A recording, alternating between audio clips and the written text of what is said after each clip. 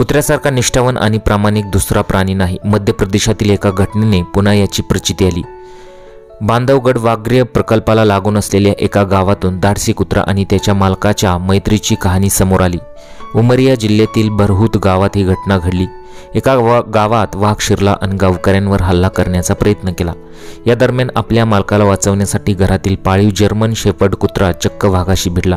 कुत्र्याने आपल्या प्राणाची आहुती दिली, पण मालकाला काहीही होऊ दिलं नाही।